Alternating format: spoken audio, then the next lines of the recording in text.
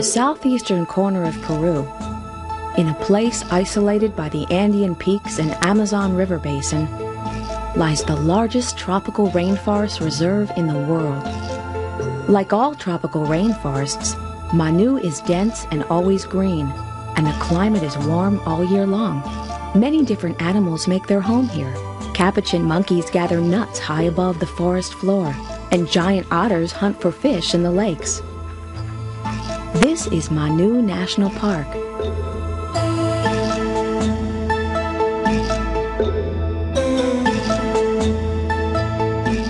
You might be surprised to know that within these remote forests lives a group of Indians. They are known as the Machigenga. In the Machigenga language, their name means the people. The Machigenga have lived in this rainforest for thousands of years without much contact from the outside world. Machigenga families and their close relatives live in small, scattered villages. There is a large house that is shared by the family for eating. It has a thatched roof and small hardwood sapling trees that are used as poles to support the roof. The women cook and weave in this shared hut. This is a hut for sleeping. It has walls that let the cool breeze in, but keeps insects out. Alejo is 11 years old, and he lives with his family in a small village called Yamibato. Today, Alejo is helping his father, Marino, make arrows for hunting. Alejo is not yet old enough to hunt on his own, but he is old enough to help make arrows and go with his father into the forests.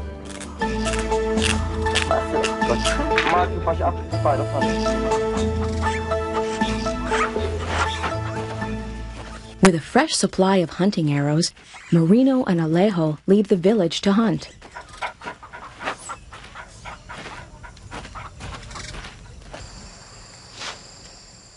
They may walk 25 miles during a hunt, leaving early in the morning and not returning until dusk. A half hour from the village, Marino calls for woolly monkeys.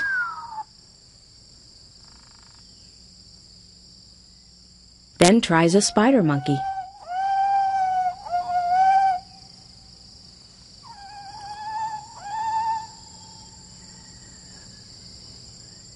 Spider monkeys are difficult to hunt. They live in the canopy, or in the tops of the trees, more than 100 feet off the ground.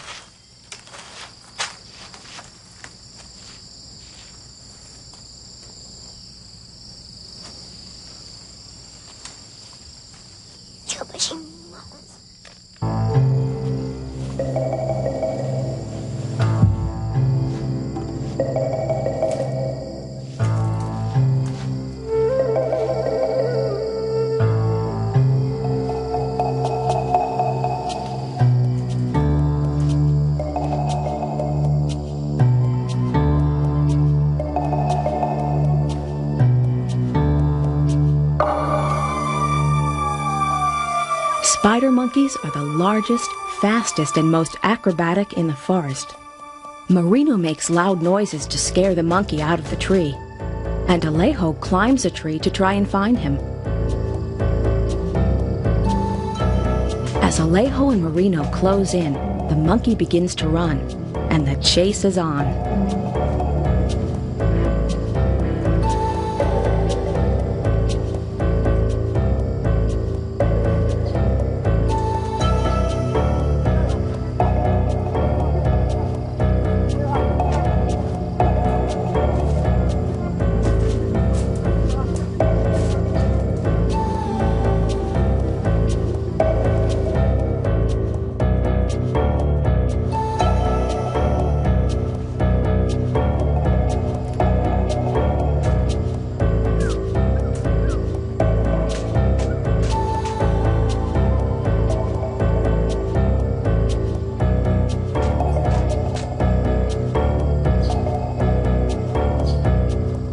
This spider monkey was too fast to catch.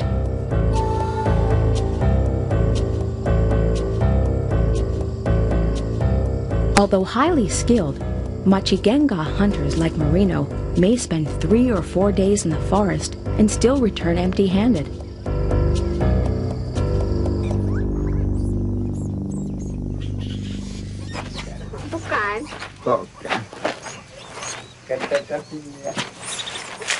Did you get anything? No. I saw monkeys, but they got away. Did you see any pigs?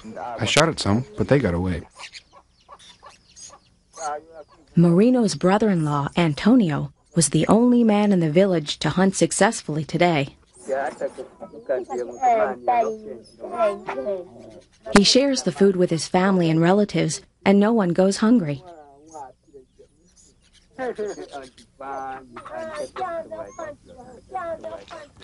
Even their pets get their food too. Alejo and his family raise a variety of rainforest animals as pets. The baby animals are kept if their mothers are killed during hunting. The animals are fed the same kinds of food in the same way that they would eat in the forest. This parrot is being fed chewed bananas.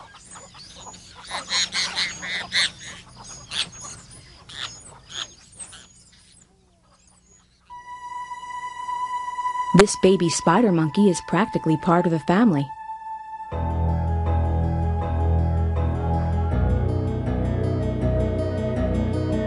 Alejo and his grandfather raised this tapir as a pet.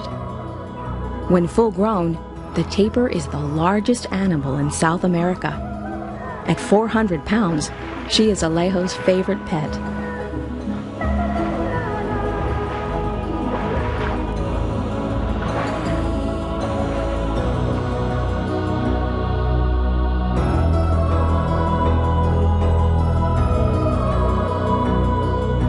Machigenga cut clearings out of the forest in which to grow their crops. They grow bananas, papaya, and a variety of manioc. Manioc is similar to the potato, and it can be fried, made into a soup, or mixed with bananas for a drink. The plants that the Machigenga cultivate are also plants that grow wild in the rainforest.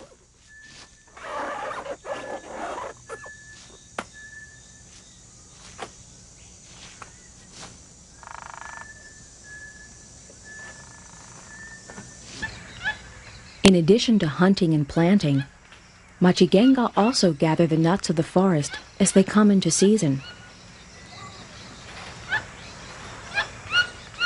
Aguaje palm nuts hang in huge clusters at the top of the canopy.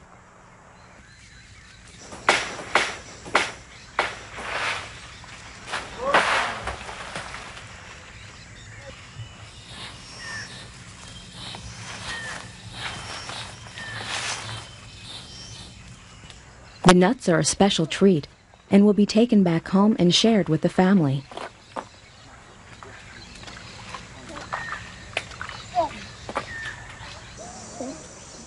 Beneath the bark of a rotting palm, Alejo and his family seek out a different kind of crop. Marino cut down this tree 3 months ago, knowing that beetles would lay their eggs and soon fat larvae would result. The grubs taste like soft cheese.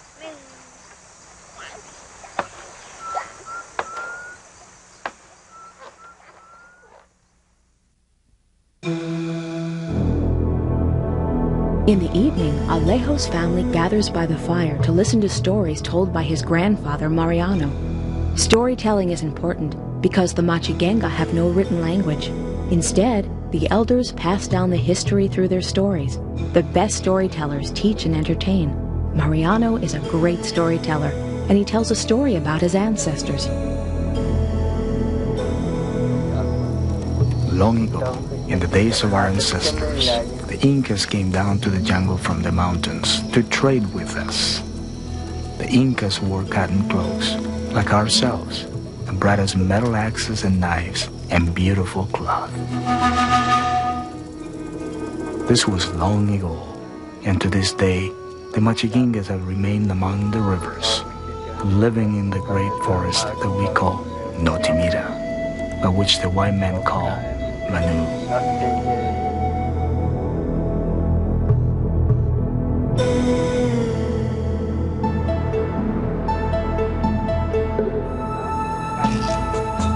In the morning, Alejo walks an hour and a half to a one-room schoolhouse where he and the other Machigenga children learn to read and write Spanish.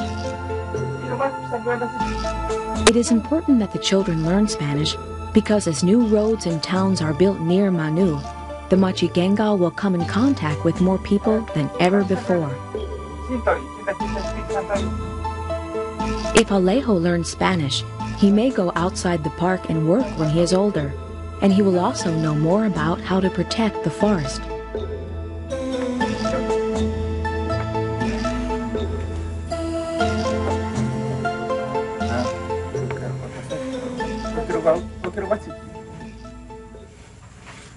While Alejo is at school, Mariano is visited by Glenn Shepard. Glenn has lived with the Machigenga for 2 years and has learned how to speak their language. Glenn is an ethnobiologist, a scientist who studies how the Machigenga use the local plants as medicines. Not only is Mariano a great storyteller, he is the village shaman, and he studies how to use the plants of the rainforest as medicine. The Machigenga have no drugstores. Rather, they have found their medicine in the forest around them. The sap from this tree is used to treat snake bites, and another helps to heal a toothache.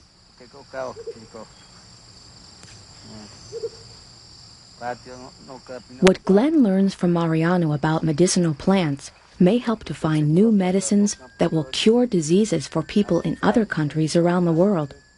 Glenn will take specimens back to the United States to study. But before Glenn leaves, Mariano asks about where he lives. Whenever I talk about leaving, the Machigenga always ask me about the United States. They're very curious and they try to understand my country in terms of their own. They'll ask, "What do you eat there? Do you eat monkeys?" And I'll say, "No." "What do you mean? Aren't there any monkeys in the woods?" And I say, "No, there's no monkeys in the woods." And they're just amazed. Then they'll ask me, "What does your father plant? What kind of crops does your father grow?" And I'll say, "Well, my father's not really a farmer, but he does plant some corn, and he plants a few watermelons in the summertime." And so that sort of helps them understand a little bit better. And then they'll ask, "What kind of trees grow there? Does chonta palm grow there?" And I'll say, "No." And they'll say, "Well, what does grow there? If there's no chonta palm, and no monkeys, and no tapir, then how can anyone live there?" What they know is their own surroundings, and anything else they have a real hard time understanding. Slowly, the outside world is approaching the Machigenga people. Although they remain isolated far inside the rainforest, more of Machigenga are coming in contact with the modern world. And now, just 5 days down the river, the first roads are being cut through the forests that will connect the frontier towns and cattle ranches and bring them closer to the people of the rainforest.